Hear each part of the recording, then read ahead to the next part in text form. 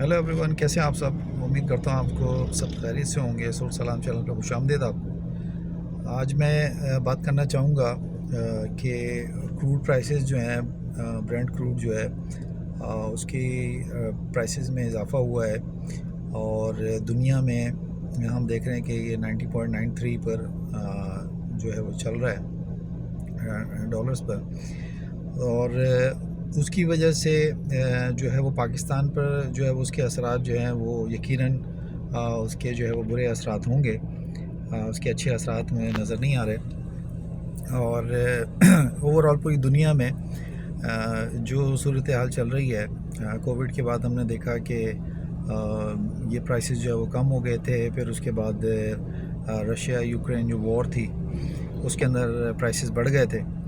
अब दोबारा ये हुआ है कि क्योंकि मिडल ईस्ट में टेंशन है, इज़राइल ने अटैक किया सीरिया में ईरान के एम्बेसी पर, और वहाँ से फिर ये टेंशन जो है वो शुरू होती है। और ईरान कहता है कि जी अब मैं इसका जो है वो अज़ाला करूँगा, मैं जो है कोई ऐसा इक़दाम करूँगा। तो ज़ाहिर सी बात है कि अगर मिडल ईस्ट में कोई ऐसी किस्म की टेंशन होती है तो वो उसका असर जो है वो डायरेक्टली हम पर पाकिस्तान पर तो आता है, और दीगर ममालिक पर भी इसके असरात होते हैं। तो यही मैं बताना ये चाह रहा हूँ कि अब ओवरऑल जो है हम जिस किस्म की हम सूरत हाल देख रहे थे रशिया और यूक्रेन वॉर के बाद, कि ऑयल प्राइसेस बढ़ गए थे, और उसके साथ फिर हमने देखा कि पूरी दुनिया में इन्फ्लेशन जो है वो हुई, और ख़ास तौर पे पाकिस्तान में तो सबको हालात का जो है वो अंदाज़ा है। तो ये पाकिस्तान के लिए कोई अच्छी ख़बर नहीं है कि एक बार फिर जो है वो क्रूड प्राइसेस जो है वो बढ़ गए, और या मज़ीद जो है वो बढ़ने के इम्कानात हैं। तो उससे पाकिस्तान की इकॉनमी, क्योंकि वैसे ही हम लोग थोड़ा स्टेबलाइज़ करने की कोशिश कर रहे हैं कि किसी तरह जो है वो इकॉनमी हमारी बेहतर हो जाए, लेकिन इस प्राइस के बढ़ने के बाद जो है वो ज़रा मुश्किल हो जाएगा कि ये स्टेबलाइज़ हो सके। तो वैसे ओवरऑल अगर देखा जाए तो पाकिस्तान की इकॉनमी क्या दुनिया में जो इकॉनमी है वो मुतासिर हुई है।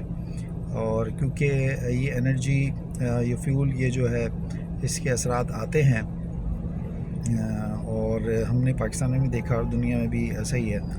तो अब हम इससे जो है वो इन्फ्लेशन में इजाफ़ा होगा, मज़ीद इजाफ़ा होगा, और ये ऊँट जो है वो किस करवट बैठेगा, ये अब समझ नहीं आ रहा है कि पाकिस्तान में मज़ीद जो है वो महंगाई जो है वो कहाँ जाके रुकेगी, क्योंकि लोग वैसे ही परेशान हैं और गरीब आवाम तो उसका तो कोई फरसान हाल ही नहीं है।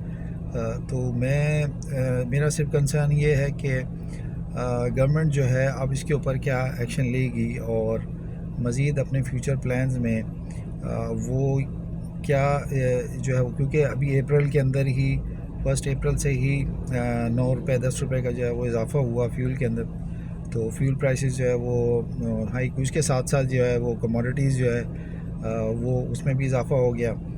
तो क्योंकि इसके जो है वो डायरेक्ट असरात होते हैं इकॉनमी पे, तो ये बड़ा एक गंभीर मसला जो है ये अब दरपेश है पाकिस्तान को, पाकिस्तानियों को, और पूरी दुनिया में जो अवाम है उनको अभी मज़ीद इससे जो है मुश्किलात हो सकती हैं। क्योंकि मिडल ईस्ट में जब टेंशन होगी तो उसके डायरेक्ट असरात जो है वो हमारे इंडो पाक और दीगर ममालिक पर होंगे।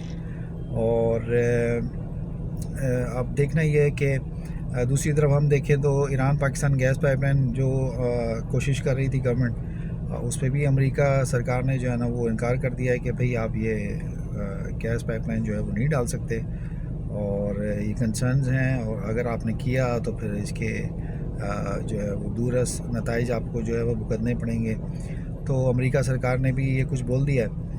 तो बड़ी गंभीर सूरत हाल से इस वक्त पाकिस्तान जो है वो दो चार है, और उसके साथ साथ दीगर ममालिक भी, कि अब जो है ये प्राइसेस जो बढ़ रहे हैं और मज़ीद आगे बढ़ेंगे तो उससे पाकिस्तान की इकॉनमी भी क्या असरात होंगे, और हमारे इकॉनमिस्ट जो हैं वो इसका क्या हल निकाल पाएंगे।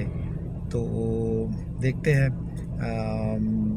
اس ہوپ کے ساتھ کہ پاکستان جو ہے وہ آگے فلرش کرے، آگے دنیا میں اس کا ایک نام ہو، یہی امید ہے اور یہی دعا ہے۔